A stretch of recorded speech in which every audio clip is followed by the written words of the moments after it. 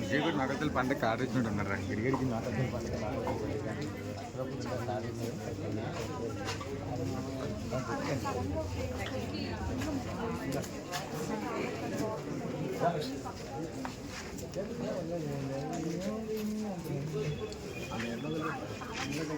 నేర్లోకి వెళ్దాం.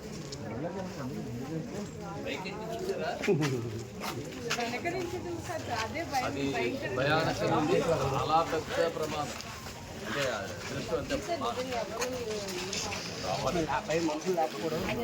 ఉన్నారా? ఎలా బయటకు వచ్చారు? గేట్ తీసారా?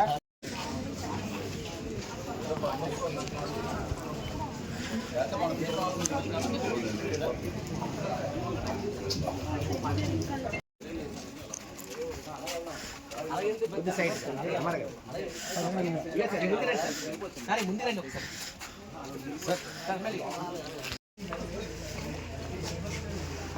ఇక్కడ ఉంటారమ్మా.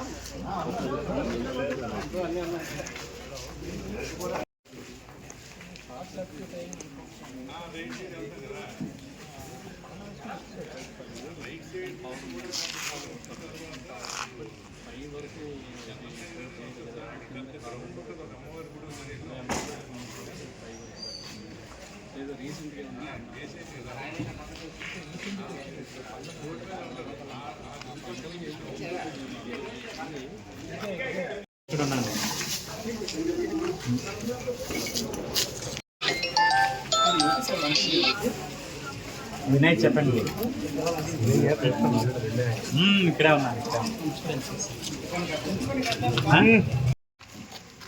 కాకినాడ ప్రాంతంలో జరిగినటువంటి ఈ బాణసంచాకి సంబంధించినటువంటి సంఘటన తర్వాత నిన్న జరిగినటువంటి ఈ సంఘటన చూస్తే చాలా బాధాకరం. ఒకవైపు అదృష్టం, ఇక్కడ ఉండేటువంటి వారందరూ కూడా సురక్షితంగా ఉంటారు. బాణసంచా స్టోరేజ్ విషయంలో ఇప్పటికే మా పోలీస్ యంత్రాంగం ఎక్కడ ఇదే వ్యక్తి తాలూకా స్టోర్ ఏమన్నదో వాటిని రిమూవ్ చేస్తూనే వారిపైన కేసులు కూడా పెట్టే పరిస్థితి వచ్చారు. ఆ రోజు దీపావళి స్వతహాగా ఈ వ్యాపారమే చేసేవారు. చుట్టుపక్కల ఉండేటువంటి వారిని కూడా ఆ రోజు వారందరికీ కూడా చెప్పడం కూడా జరిగింది, ఇట్లాంటివి ఏవైనా ఉంటే సమాచారం ఇవ్వమని. అయినప్పటికీ వారి ఇల్లు కాక ఇంటి పక్కన ఉండేటువంటి భవనంలో పైనున్న అంతస్తుని అద్దెకి తీసుకొని అక్కడ స్టోర్ చేయడం. 1-2 రోజుల్లో మాకు పెద్ద పండగ మా ప్రాంతాల్లో కొత్త అమావాస్య వస్తూ ఉంది.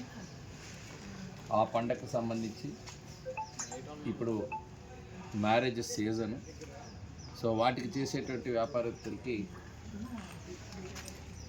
ఇక్కడ స్టోరేజ్ కింద ఏర్పాటు చేసుకుంది. ఒక్కసారిగా బ్లాస్ట్ కావడంతో టోటల్ భవనం శిథిలావస్థలు చేరుకుంది. ఆశ్చర్యం ఏంటంటే పక్కన ఉండేటువంటి ఆ పక్క పోర్షన్లో ఉండేటువంటి ఇంటి గోడ కూడా పూర్తిగా డ్యామేజ్ అయింది. అక్కడే ఉండేటువంటి మహిళని వెంటనే చుట్టుపక్కల యువత వారిని కాపాడటం జరిగింది. చాలా అత్యంత పెద్ద ప్రమాదం. ప్రాణ నష్టం జరగకుండా నివారించగలిగారు చుట్టుపక్కల ఉండేటువంటి గ్రామస్తులందరికీ ఇమీడియట్గా రెస్పాండ్ అయ్యారు. కానీ ఇలాంటి కల్చర్ డెఫినెట్గా, ఎందుకంటే ఒకవైపు పోలీసు యంత్రాంగం కానీ మా అధికార యంత్రాంగం కానీ ఇటీవల జరిగినటువంటి పరిణామాలను దృష్టిలో పెట్టుకుని అయినా అట్లాంటి వ్యాపారాలు ప్రజల ప్రాణాలతో చెలగాటమాడేటువంటి వ్యాపారాలు ఎవరు చేసినా వారు వాటిని ఇమీడియట్గా స్వస్తి పలకాలి. జనావాసాలు కలిగినటువంటి ప్రాంతం, దీనికి ఏదైనా ఫైర్ వర్క్స్ చేయాలంటే దానికి ఒక పద్ధతులు ఉన్నాయి, దానికి తీసుకోవాల్సినటువంటి చర్యలు ఉన్నాయి. వారి పర్మిషన్స్ లైసెన్స్ తీసుకొని ఆ రకమైనటువంటి వ్యాపారాలు చేయాలి తప్ప ఇట్లాంటి జనావాసాల మధ్య ఇక్కడ స్టోర్ చేసుకొని ఇట్లాంటి ప్రమాదం జరిగినప్పుడు మాత్రమే వెంటనే వాళ్ళని ఈరోజు వాళ్ళ బాధతో వాళ్ళ కుటుంబ సభ్యుల బాధతో ఉన్న ప్రయోజనం లేదు. మిగిలిన వారికి చుట్టుపక్కల ఉండేటువంటి ప్రాణాలకి మీరు కాపాడలేని పరిస్థితి వస్తుంది. కాబట్టి ఇట్లాంటి వ్యాపారస్తులు ఎవరున్నా ముఖ్యంగా పక్కన ఉన్నటువంటి, ఎందుకంటే అక్కడ మందిగుండు వస్తుంది ఇక్కడ పెడుతుంది అనేటువంటి సమాచారం ఆ పక్కన ఉండేటువంటి వారు కూడా చెప్తా ఉండాలి. రీసెంట్గా స్టాక్ తీసుకొచ్చినా మీకు ఇమీడియట్గా తెలుస్తుంది కాబట్టి తెలిసిన వారు వెంటనే అది చెప్తే ఇలాంటి ప్రమాదాలు జరగకుండా అధికార యంత్రాంగం చర్యలు తీసుకునేటువంటి అవకాశం ఉంటుంది. కాబట్టి సమాజం కూడా, సొసైటీ కూడా ఇందులో ఇన్వాల్వ్ కావాలి. ఎంత నగరం నడిబడిన ఇక్కడ మొన్న జరిగిన ఉదంతం తర్వాత ఇంకా ఎక్కువ మంది మనం అందరూ కూడా ఇందులో జరగాలి.